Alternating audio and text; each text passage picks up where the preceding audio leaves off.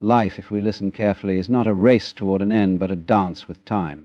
In old age, the weight of years should not be a burden, but a gentle reminder that we have lived, loved, and experienced much. Yet, just as the body needs care, so too does the soul, and that means being mindful of the company we keep. Some people bring joy, while others, without meaning to steal it away, among the people you must avoid in old age. Perhaps the most dangerous are the fearmongers. These are the ones who speak in whispers of doom, constantly reminding you of your frailties, your limitations, and the so-called inevitable decline that comes with aging. They flood your mind with thoughts of illness, misfortune, and the uncertainties of tomorrow. They make old age sound like a slow and painful descent, rather than what it truly is, a time of wisdom, reflection, and the freedom to live without the burdens of youth. Fear is a subtle poison, one that seeps into the mind slowly. It begins with a simple concern, perhaps a reminder about a doctor's appointment, or a suggestion that you should be careful at your age. But soon it becomes a daily script, repeated over and over, warning you of all the things that could go wrong. You hear them say, "Be careful, you might fall." Don't go out too much, it's dangerous. At your age, you should slow down. And before you know it, you begin to believe them. You start hesitating before taking a walk, second-guessing your choices and shrinking your world bit by bit until fear has built an invisible cage around you. But here's the truth. The fearmongers do not predict the future, they create it. The more you listen to them, the more you allow their words to shape your reality. They make you forget that life is not measured by how long you live, but by how much you live.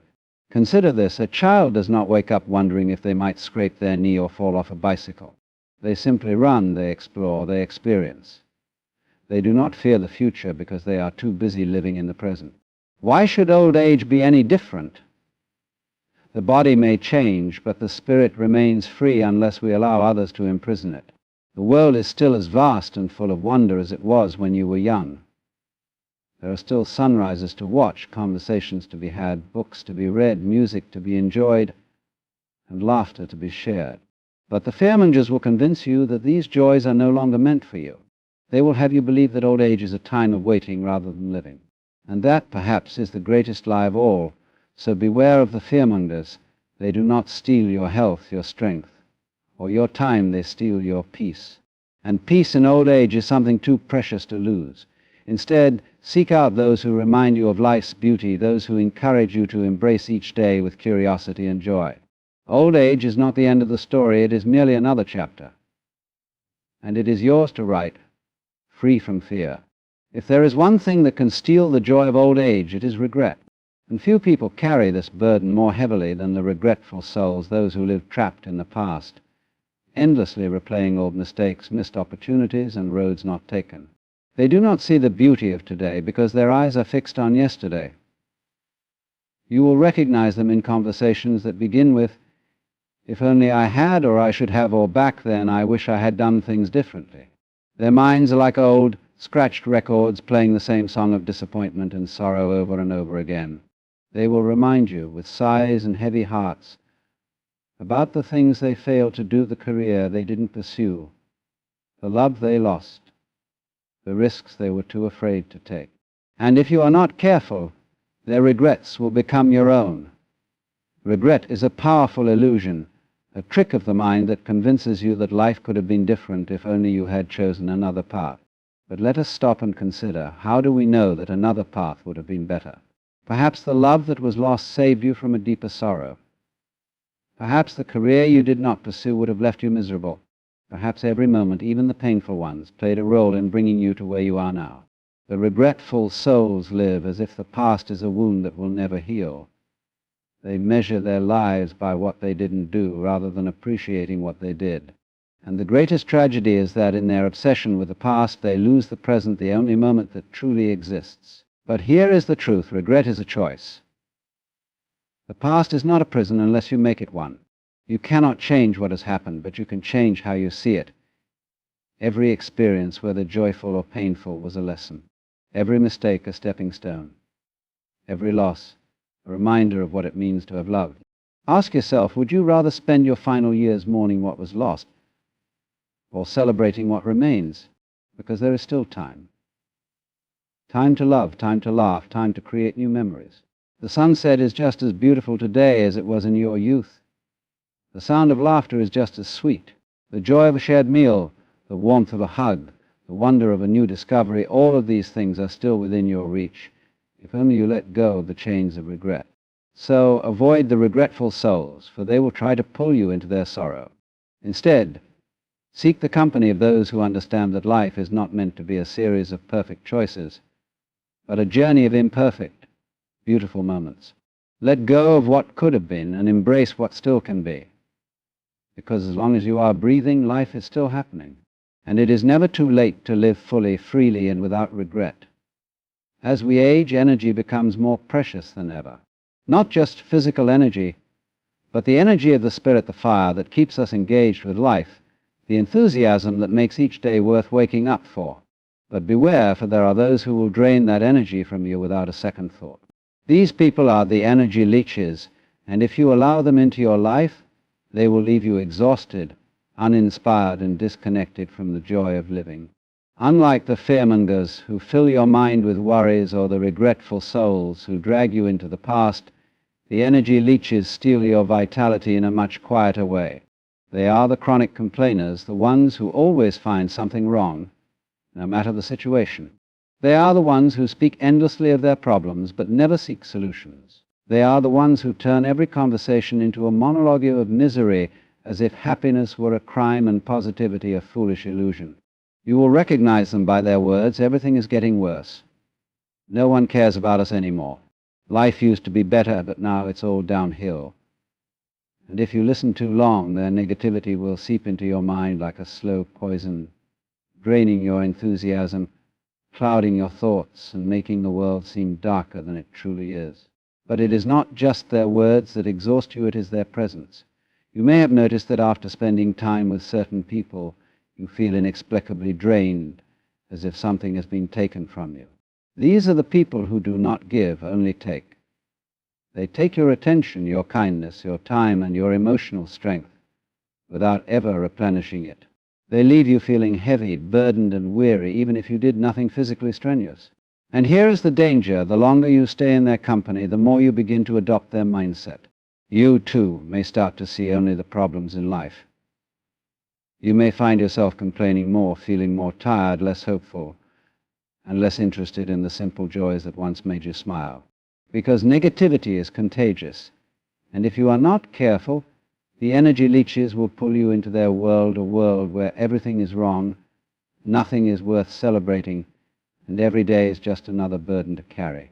But life is not meant to be endured, it is meant to be lived. Old age is not a time to be dragged down by the weight of others' bitterness. It is a time to embrace lightness, joy, and the small miracles that still exist all around you.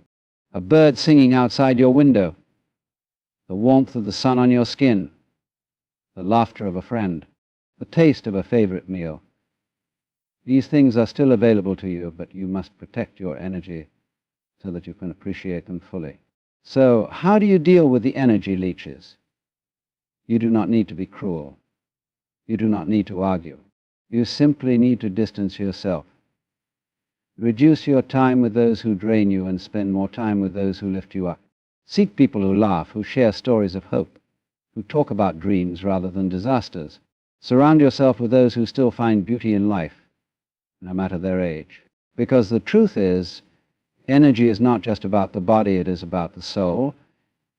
And in old age, when time is more precious than ever, you must spend your energy wisely.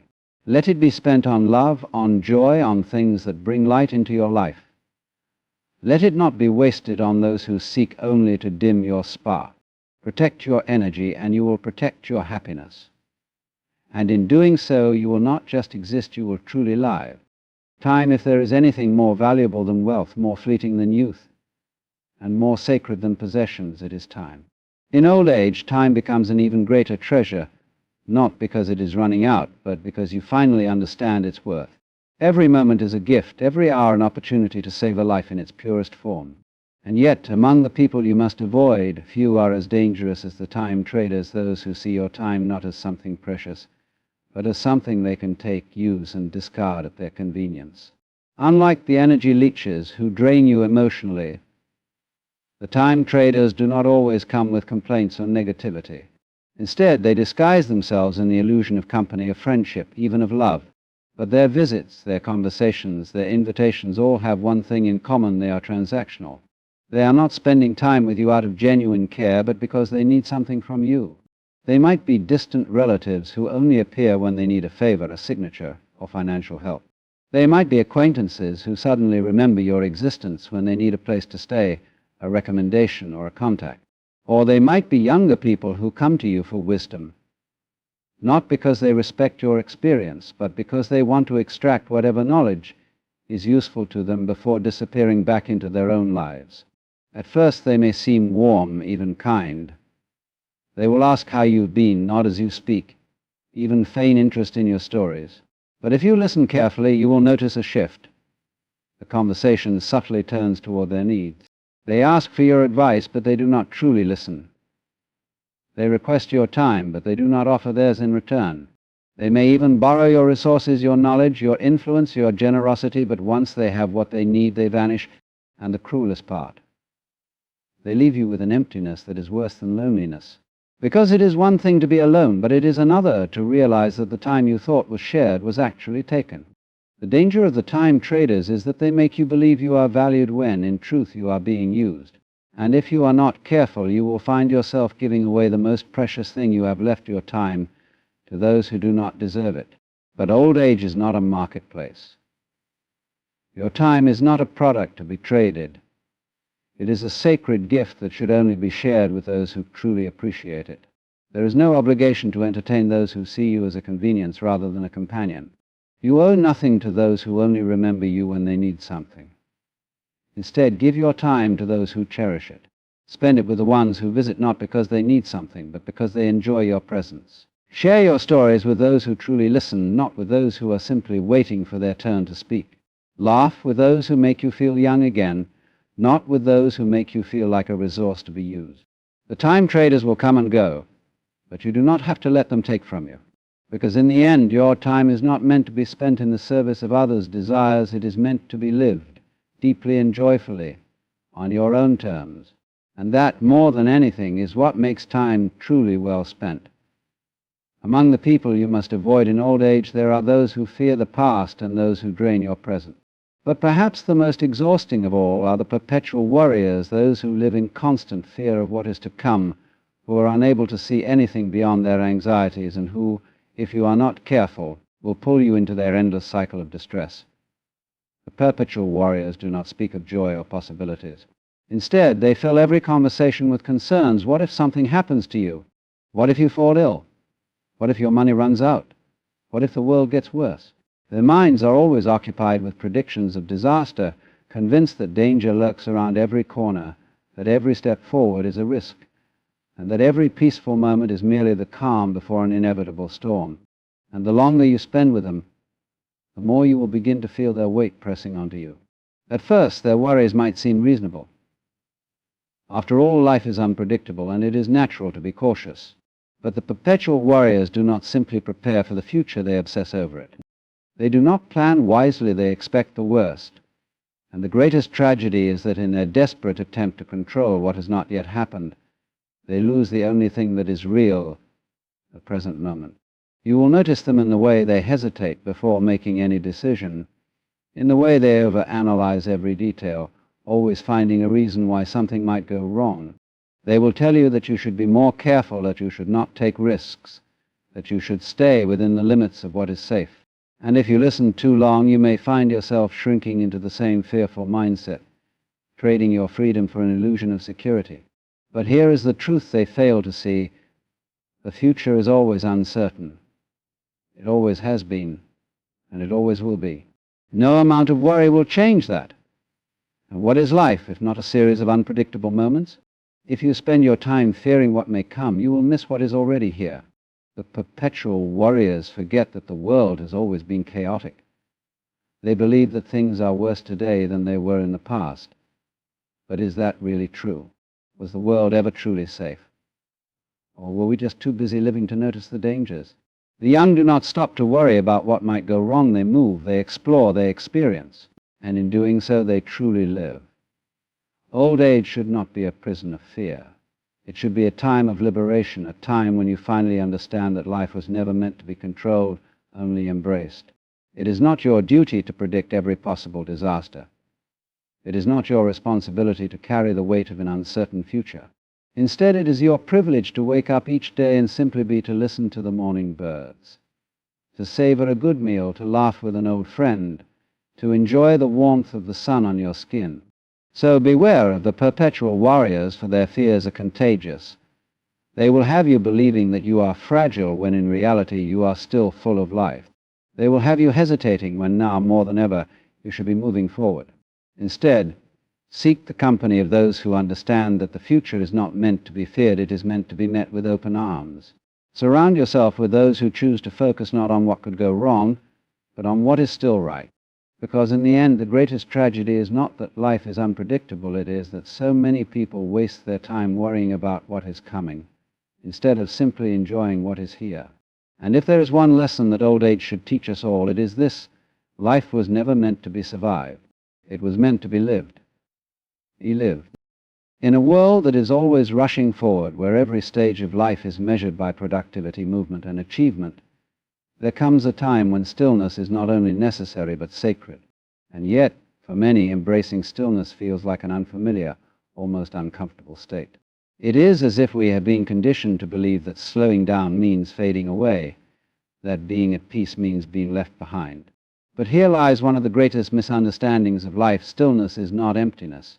It is presence. It is awareness. It is the deepest form of being alive. As we grow older, the world around us may continue its relentless pace, but we have a choice. We can chase after it, trying desperately to keep up, or we can step aside and experience something far greater, the fullness of the present moment. For too long, life has been a race, a series of tasks, obligations, responsibilities, and distractions. In youth, we rush to build careers, relationships, families, and identities. In middle age, we strive to maintain what we have built, fearing loss, fearing change, fearing irrelevance. But in later years, something shifts. The external demands begin to fade, and what remains is a rare and profound opportunity to simply be. But embracing stillness is not always easy. For some, it feels unsettling. The mind, so used to being occupied, begins to wander toward worries, regrets, and restlessness. What should I be doing? What have I left undone? What comes next? This discomfort with stillness is not because stillness is unnatural. It's because we have spent so long avoiding it. We have drowned ourselves in noise, in distractions, in the illusion that constant motion equals purpose. But purpose is not found in mere activity. Purpose is found in presence. To embrace stillness is to accept life as it is, rather than as we think it should be. It is to release the need to control, to predict, to force. It is to trust that in the quiet, in the pauses between moments, there is something deeply valuable waiting for us. Stillness is where clarity emerges. It is where we finally hear our own thoughts without the interference of the world's expectations. It is where we realize that life is not slipping away, it is simply unfolding in its own time. Consider nature. A river does not rush with panic, it flows with ease. A tree does not resist the changing seasons, it accepts each one as part of its existence. The sky does not cling to the passing clouds, it allows them to move freely. In the same way, we are not meant to resist the natural rhythm of life. We are not meant to be in a constant state of grasping, chasing, and holding on. We are meant to experience, to observe, to appreciate. Stillness allows us to see the beauty in what we once overlooked. The quiet moments in the morning before the world awakens. The sound of the wind moving through the trees. The way sunlight filters through a window. The deep, knowing smile of an old friend. These are the moments that, in the rush of youth, we were too busy to notice. And yet they are the moments that matter most. Stillness also brings a deeper connection to ourselves and to others. Without distraction, we become better listeners. We engage in conversations more fully, not thinking of what to say next, but truly absorbing what is being said. We find joy in simplicity, no longer needing grand achievements to feel worthy.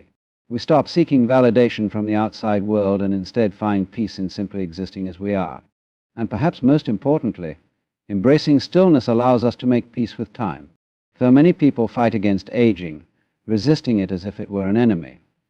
But aging is not the loss of time, it is the deepening of it. It is the moment in life when we finally have the freedom to slow down, to reflect, to savor. What a tragedy it would be to reach this stage and still live as though we are running out of time, when in reality this is the first time we are truly being given it. So let us not mistake stillness for stagnation. Let us not believe that to slow down is to fade away. To embrace stillness is to embrace life itself. It is to surrender to the present, to trust that in doing nothing we are in fact doing everything that matters. For in the quiet we do not disappear. We become more alive than ever.